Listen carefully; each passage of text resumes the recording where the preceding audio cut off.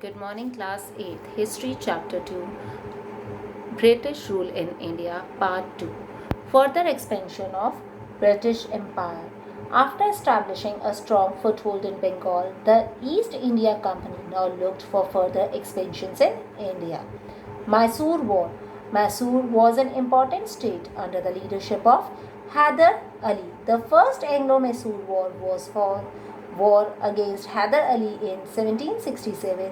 The British were defeated and a treaty was signed between the British and Hyder Ali to come to each other aid if attacked by a third party. The Second Anglo-Mysore War began in 1780 and continued till 1784. In the meanwhile, Tipu Sultan succeeded his father Hyder Ali and continued the war. This war was concluded by a Treaty of Mangalore. The Third War was fought between the British and Tipu Sultan. The war concluded with the Treaty of Seringamapatnam in March 72. Tipu had to surrender huge territory to the British as well as pay war indemnity for over 3 crore rupees. Tipu Sultan wanted to take revenge and get his territory back. The British asked him to accept the subsidiary alliance, which he refused. Next is Marathas. The British had growing ambitions regarding the Maratha Empire. A number of wars were fought between the Marathas and the British. The first Anglo-Maratha War was fought because of the British interference in the affairs of the Marathas. The second Anglo-Maratha War arose initially from the internal conflict within the Maratha Confederacy. The third Anglo-Maratha War, the Marathas made a desperate last attempt to regain their independence.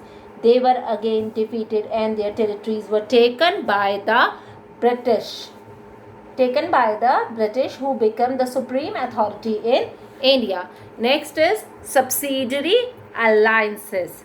British East India Company. This policy was introduced by Lord Wellesley. According to this alliance, the ruler had to acknowledge the British East India Company as the supreme power. He had to allow British forces in his territory and pay for their maintenance. Also, a British resident would stay in the court. The ruler could not enter into any alliance with any other power. He could not declare war against any state without the permission of the British. The Indian rulers could not employ any Europeans to his service without his prior approval of the British. Doctrine of Lapse. Doctrine of Lapse was a brainchild of Lord Dalhousie. According to this, if the ruler of a dependent or subsidiary state died without leaving a natural heir, heir, heir means son, the state would lapse or be taken over by the British. Adoption was not legal. By this policy, the state of Satara, Jhansi and Nagpur were annexed.